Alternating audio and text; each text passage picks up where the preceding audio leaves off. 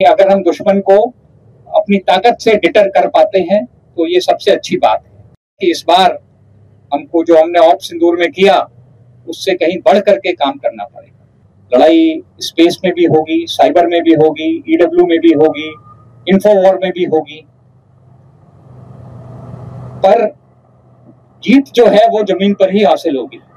तो जब तक हम जमीन पर कब्जा नहीं करेंगे तो पाकिस्तान मानेगा नहीं कि हम जीत गए हैं। तो अभी हम क्या कर रहे हैं यहाँ पर, ये बहुत छोटे से कम लफ्जों में आप लोगों को बतलाऊंगा। हमारा जो फॉर्मेशन है रैम डिवीजन, उसका यहाँ पर पिछले 1 महीने से ट्रेनिंग चल रहा है और ये डिवीजन जो हमारी वेस्टर्न कमांड की ऑफेंसिव फॉर्मेशन है खड़गा कोर, उसका एक हिस्सा है। यानी इस डिवीजन का मेन मकसद पाकिस्तान के इलाके में घुसकर वहाँ पर दुश्मन को बर्बाद कर और वहाँ पर ऑब्जेक्टिव्स पर कब्जा करना है। तो ये पूरी ट्रेनिंग और ये पूरी एक्सरसाइज उस ऑब्जेक्टिव को हासिल करने के लिए है। और जैसा कि आपने देखा कि आज की लड़ाई काफ़ी कॉम्प्लिकेटेड है। टेक्नोलॉजी बहुत बड़े रूप में लड़ाई में शामिल हो गई है और सभी प्लेटफॉर्म्स, टैंक्स, बीएमपीज, अटैक हेप्टर्स, एयरक्राफ्ट सभी लड़ाई का एक हिस्सा हैं। पर इतनी ज़्यादा टेक्नोलॉजी, इतने ज़्यादा इक्विपमेंट के बावजूद भी जो सबसे ज़रूरी चीज़ है वो है ट्रेनिंग। यानी कि हमारी इन सभी हथियारों को, इन सभी टेक्नोलॉजी इक्विपमेंट को इस्तेमाल करने में महारत हासिल करना। और यहाँ पर जो एक्सरसाइज हो रही है, जो आपने देखा, वो उसी का एक हिस्सा है कि किस तरीके से हम जो हमारी कैपेबिलिटी है उसको अपनी ट्रेनिंग के जरिए और बढ़ा सकें। और जो टास्क हमें मिला है, और ये टास्क बहुत महत्वपूर्ण है, आप सब लोग जानते हैं कि ऑप सिंदूर में हमने दुश्मन को बहुत क्षति पहुंचाई थी, बहुत नुकसान पहुंचाया था। पर हम ये भी जानते हैं कि दुश्मन शायद अपनी हरकतों से बाज ना आए और दोबारा कोई ऐसा काम करे कि हमें फिर ऑपरेशन करने की जरूरत पड़े। पर जैसा हमारी लीडरशिप ने भी कहा है और मैं उसको दोहराना चाहता हूं कि इस बार अगर दुश्मन कोई गलत काम करता है, कोई दुस्साहस करता है, तो उसका जवाब पहले से बहुत ज़्यादा होगा।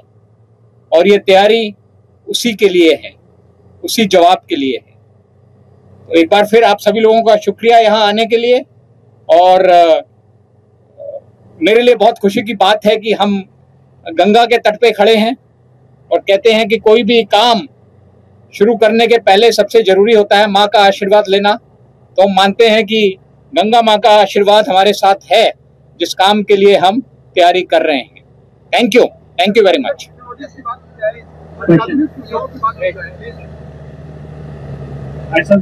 मनीष हूँ, इंडिया टीवी से। सर, ऑप सिंदूर की आपने बात की, इस समय ऑपरेशन कैपेबिलिटी को लेकर आप अलग अलग जगह भेजे थे, जिसमें आर्मी चीफ भी थे, वहाँ पर हमने एचपी प्लाटून और बाकी भी थे। बहुत अच्छा सवाल है आपका, क्योंकि टेक्नोलॉजी एक तरह से युद्ध का जो पूरा प्रारूप है, स्वरूप है, उसको बदल रही है। और आपने एचटी प्लाटून की बात की। हमने एचटी प्लाटून को सारे जो सर्विलेंस ड्रोन मुहैया कराए हैं, जिससे कि सर्विलेंस में बहुत मदद मिलती है।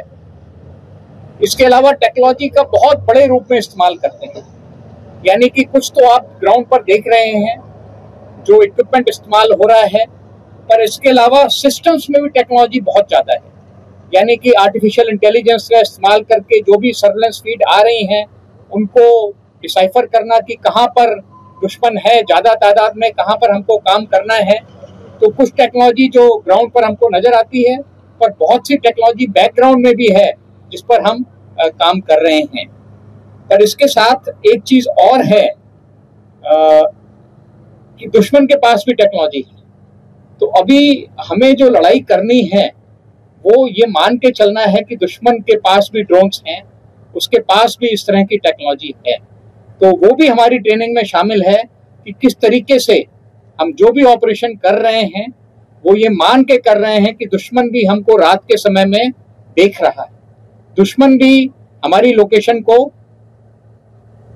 पकड़ पा रहा है अपने ड्रोन्स के जरिए। तो उन सबको मद्देनजर रखते हुए किस तरीके से हम ऑपरेशन करें ये भी हमारी ट्रेनिंग में शामिल है, यानी कि अपनी ट्रेनिंग में अपनी टेक्नोलॉजी से बेहतर काम करना और दुश्मन की टेक्नोलॉजी को किस तरीके से विफल करना है वो भी हमारी ट्रेनिंग में शामिल है।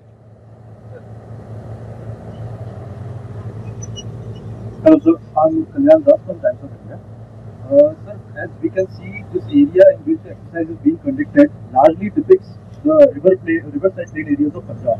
So, my first question is, what conclusions can we draw from this exercise? And supplementing that question is, could you please cite the reason behind? Okay.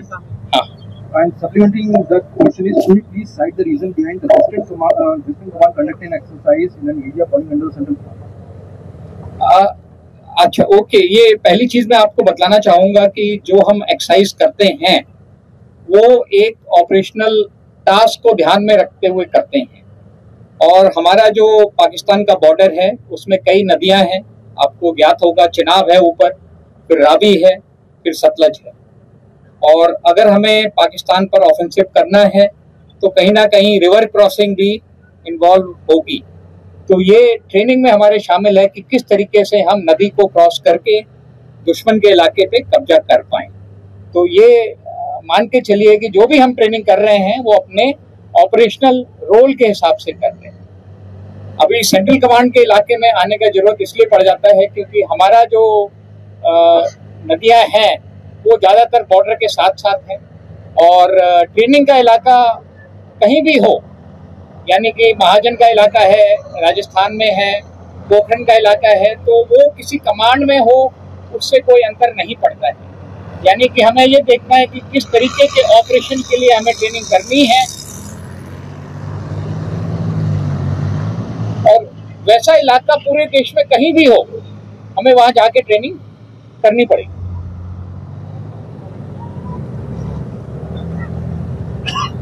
Umesh Shrivastava from news 18। Sir, भारतीय सेना समूचे विश्व में अपनी ताकत का लोहा बनवा रही है, अत्याधुनिक सुविधाओं से लैस है। ऑपरेशन सिंदूर में हमने पाकिस्तान को खुशबू पटला दिया और अब जबकि मैं देख पा रहा हूँ कि यहाँ पर इतनी अत्याधुनिक सुविधाओं से लैस भारतीय सेना युद्धाभ्यास कर रही है। ये युद्धाभ्यास यकीनन दुश्मनों के दांत खट्टे करने के लिए काफी है, विजुअल भी काफी है। और आर्टिफिशियल इंटेलिजेंस का इस्तेमाल कैसे सेना कर रही है? नहीं, आपके दोनों सवाल बहुत अच्छे हैं और मेरा ये मानना है कि अगर दुश्मन हमारे इस अभ्यास को देख करके, हमारी तैयारी को देख करके, हमारी क्षमता को देख करके अगर कोई सबक लेता है और दोबारा कोई दुस्साहस नहीं करता है तो ये हमारे लिए बहुत अच्छा है। यानी अगर हम दुश्मन को अपनी ताकत से डिटर कर पाते हैं तो ये सबसे अच्छी बात है। पर अगर वो उसके बावजूद भी अगर कुछ करता है तो फिर जैसा आपने कहा कि इस बार हमको जो हमने ऑप सिंदूर में किया उससे कहीं बढ़ करके काम करना पड़ेगा। और आर्टिफिशियल इंटेलिजेंस जैसा आपने कहा बहुत जरूरी है। हम अपने सारे सिस्टम्स में, जो भी हमारे सिस्टम्स हैं, डिसीजन मेकिंग सिस्टम्स हैं, सर्वेलेंस सिस्टम्स हैं, उन सभी में हम आर्टिफिशियल इंटेलिजेंस का इस्तेमाल कर रहे हैं। और क्योंकि इसमें काफी अभी भी स्कोप है तो एक तरीके से ये हमारी जो कोशिश है और ज्यादा से ज्यादा आर्टिफिशियल इंटेलिजेंस सिस्टम्स को अपनी इक्विपमेंट में, अपने सिस्टम्स में शामिल करने की, वो एक लगातार जारी कोशिश है जो चलती रहेगी आगे भी। Last question sir, good afternoon, करम खुराना, जी न्यूज़ से। सर, ये जानना चाह रहा था कि हम ग्राउंड लेवल पे तो मॉकड्रिल कर ही रहे हैं, लेकिन सर जो साइबर वॉर भी है, केमिकल वॉर भी है और एआई तो अभी आप कह रहे हैं, सर इनके लिए किस तरह की तैयारी है? नहीं, इसी के लिए साइबर से लेकर के केमिकल, न्यूक्लियर, बायोलॉजिकल सभी तरह की लड़ाई की हमारी तैयारी है। आप ये मान के चलिए कि हमें विश्वास है कि अगली लड़ाई सिर्फ एक डोमेन में नहीं होगी, मल्टी डोमेन ऑपरेशंस होंगे। लड़ाई स्पेस में भी होगी, साइबर में भी होगी, ईडब्ल्यू में भी होगी, इंफोवॉर में भी होगी। पर जीत जो है वो जमीन पर ही हासिल होगी।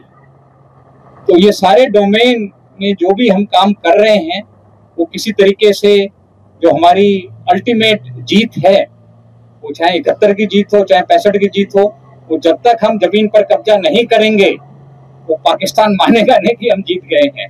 तो डोमेन सारी जरूरी हैं, हम सारी डोमेन में लड़ाई की तैयारी कर रहे हैं। पर जो आप ग्राउंड पर देख रहे हैं ये फिर लास्ट, ये मान के चलिए कि सारी डोमेन को मिला करके लास्ट में जो ऑपरेशन होना है वो यही है जो आप देख रहे हैं।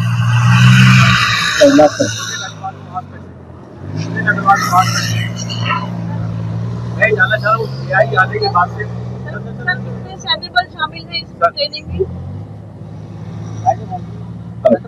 मुझे जानना चाहता हूँ कि AI आने के बाद से सेना के लिए मुश्किल बढ़ी है कि आसान हुई है? ये आपका बहुत अच्छा सवाल है, क्योंकि AI, जैसा मैंने कहा कि टेक्नोलॉजी जो हम हासिल कर रहे हैं, हमें पता है कि हमारा दुश्मन भी वो टेक्नोलॉजी हासिल कर रहा है।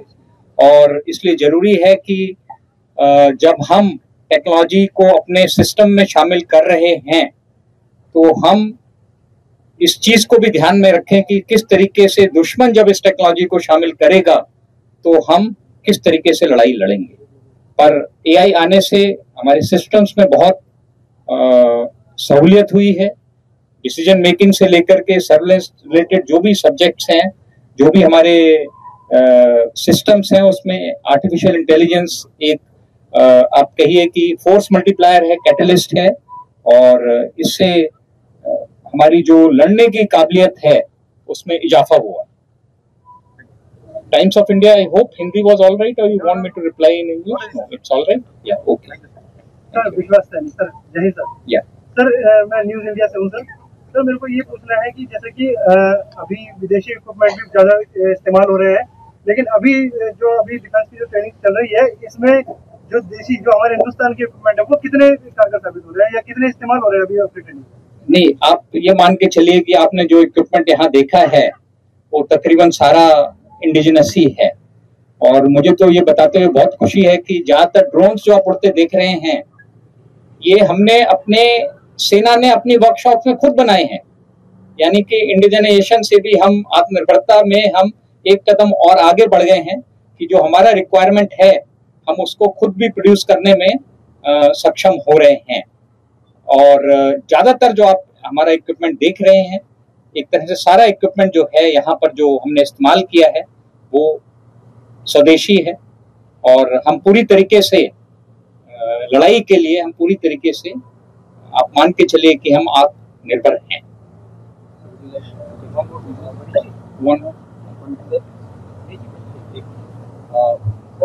मेरा सवाल हो रहे हैं ताकि जो आए सेना में तो वो उस दिमाग के साथ आए जो उनको जरूरत है।